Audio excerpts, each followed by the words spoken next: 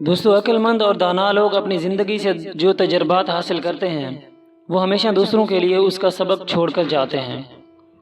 جو سبق سیکھنے میں انہوں نے اپنی زندگیاں بتائی ہوتی ہیں وہ سبق ہم ان کے کہے ہوئے مختصر سے لفظوں سے ایک لمحے میں سیکھ سکتے ہیں، اور جو لوگ ان باتوں کو اپنی پریکٹیکل لائف میں اپلائی کر کے دیکھتے ہیں ان کی زندگیوں کا رخ بھی مڑ جاتا ہے۔ آج ہم کچھ ایسی باتیں دیکھنے والے ہیں جو عقل مند لوگوں کی کہی ہوئی ہیں۔ ان میں سے کوئی ایک بات بھی آپ کے کام آئی تو ہمارا مقصد پورا ہو جائے گا۔ جو آدمی زیادہ بولتا ہے اس کا روب کم ہو جاتا ہے۔ جو مذاق زیادہ کرتا ہے لوگ اس کو ہلکا اور بے حیثیت لیتے ہیں۔ جو باتیں زیادہ کرتا ہے اس سے غلطیاں زیادہ ہو جاتی ہیں، اور جس سے غلطیاں زیادہ ہو جائیں اس کے اندر سے حیا کم ہو جاتی ہے، اور جس شخص کا حیا کم ہو جائے اس کے دل کے جذبات مردہ ہو جاتے ہیں۔ جس گناہ سے عمر کم ہوتی ہے وہ ہے ماں سے بدسلوکی۔ جس گناہ سے انسان پر لعنت برستی ہے وہ ہے جھوٹ۔ جس گناہ کی دنیا میں ہی پکڑ ہوتی ہے وہ ہے ظلم۔ جس گناہ سے رزق تنگ ہوتا ہے وہ ہے زنا۔ جس گناہ سے نعمتیں چھن جاتی ہیں وہ ہے تکبر۔ جس گناہ سے دعائیں قبول نہیں ہوتی وہ ہے حرام کی کمائی۔ جو لوگ ہمیں نہیں جانتے ان کی نظر میں ہم عام ہوتے ہیں۔ جو لوگ ہم سے حسد کرتے ہیں ان کی نظر میں ہم مغرور ہوتے ہیں۔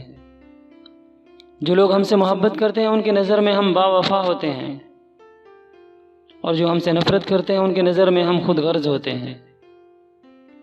ہر شخص اپنی نظر سے اس دنیا کو دیکھتا ہے، اس لیے دوسروں کی نظر میں اچھا بننے کے پیچھے اپنے آپ کو مت تھکائیے۔ لوگوں کو راضی کرنا ایسا مقصد ہے جو کبھی پورا نہیں ہو سکتا، اور رب کو راضی کرنا ایک ایسا مقصد ہے جسے چھوڑا نہیں جا سکتا۔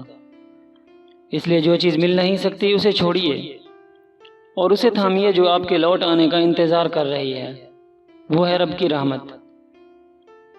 اب آخر میں ہم ایک سبق آموز کہانی دیکھتے ہیں۔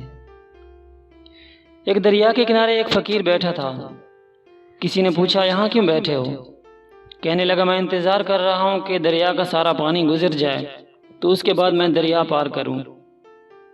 وہ شخص ہنسنے لگا اور کہا تم بے وقوف ہو، اس انتظار میں زندگی بیت جائے گی اور یہیں کے یہیں رہ جاؤ گے۔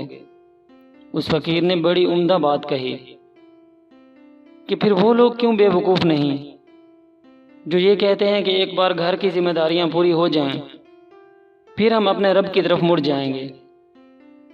جیسے دریا کا پانی کبھی ختم نہیں ہوتا ایسے زندگی کی ذمہ داریاں بھی کبھی ختم نہیں ہوگی۔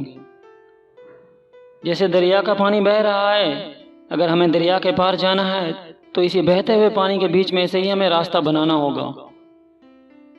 تو ایسے زندگی کی ذمہ داریاں بھی آتی رہیں گی، پوری ہوتی رہیں گی، اسی بیچ ہی ہمیں راستہ نکالنا ہوگا اپنے رب کی طرف مڑنے کے لیے۔